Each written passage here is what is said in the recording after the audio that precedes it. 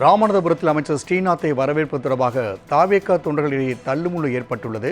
அண்மை செய்தியாக பார்த்துக் கொண்டிருக்கின்றோம். கூடுதல் விவரங்களை செய்தியாளர் கண்ணன் வழங்க கேட்கலாம். கண்ணன், அமைச்சரை வரவேற்பதற்கு தாவேகா தொண்டர்களிடையே தள்ளுமுள்ளு ஏற்பட்டுள்ளது. அங்கு இருக்கக்கூடிய சூழலை விவரிக்கலாம். வணக்கம் ராம்குமார். ராமநாதபுரம் மாவட்டத்திற்கு முதன்முறையாக வருகை தந்த மீனவர் நலம் மற்றும் மீன்வளத்துறை அமைச்சர் ஸ்ரீநாத்தை வரவேற்பதில் சுற்றுச்சூழல் அமைச்சர் மற்றும் காலநிலை மாற்றத்துறை அமைச்சர் ராஜீவ் அவர்களுக்கும் தாவக மாவட்ட செயலாளர் மலர்விழி ஜெயலலிதா ஆதரவாளர்களுக்கும் தள்ளுமுள்ளு ஏற்பட்டது. இதில் டென்ஷனான அமைச்சர் ராஜீவ் கட்சி தொண்டரை திட்டியதால் அங்கு சிறிது நேரம் பரபரப்பும் பதட்டமும் ஏற்பட்டது. ராமநாதபுரம் மாவட்டம் ராமேஸ்வரம் தீவு பகுதிக்கு மீனவ மக்களை சந்திப்பதற்காக மீனவர் நலம் மற்றும் மீன்வளத்துறை அமைச்சர் ஸ்ரீநாத் வருகை தந்த நிலையில் அவரை மாவட்ட எல்லையில் இருந்து சுற்றுச்சூழல் மற்றும் காலநிலை மாற்ற அமைச்சர் ராஜீவ் வரவேற்று அழைத்து வந்தார்.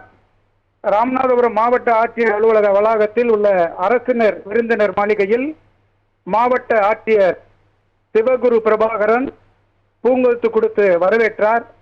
அதனைத் தொடர்ந்து மாவட்ட செயலாளர் மலர்விழி ஜெயலலிதா தனது ஆதரவாளர்களுடன் அமைச்சருக்கு ஆளுயர மாலை அணிவித்து வரவேற்ற நிலையில் அப்போது மாவட்ட செயலாளர் ஆதரவாளர்கள் அதிக அளவில் கூடினர்.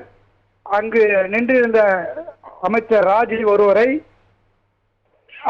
ராஜீவை கட்சி தொண்டர் ஒருவர் தள்ளிவிட்டதாக சொல்லப்படுகிறது. இதனால் டென்ஷனான அமைச்சர் யார் இவர், ஏன் இங்கு வந்தார் என காவலர்களை விட்டு கேட்க உத்தரவிட்டார்.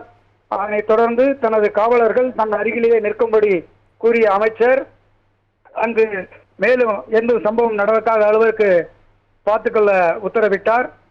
தாவேகா ஆட்சி அமைந்து முழுமையாக 30 நாட்கள் கூட ஆகாத நிலையில் மாவட்டத்திற்கு முதன்முறையாக வருகை தந்த மீன்வளத்துறை அமைச்சர் முன்னிலையில் நடந்த இச்சம்பவம் அப்பகுதியில் தொண்டர்களிடையே பரபரப்பையும் பதட்டத்தையும் ஏற்படுத்தியது. முன்னதாக மீன்வளத்துறை அமைச்சரை வரவேற்க பட்டினங்காத்தான் ECR சந்திப்பில் மாவட்ட செயலாளர் மலர்விழி ஜெயலலிதா தலைமையில் சுமார் 500க்கும் மேற்பட்டோர் காத்திருந்த நிலையில் மீன்வளத்துறை அமைச்சர் மாற்று வழியில் வந்து விருந்தினர் மாளிகையை வந்தடைந்தார் என்பது குறிப்பிடத்தக்கது. ராம்குமார். கண்ணன் பாபு, தகவலுக்கு நன்றி.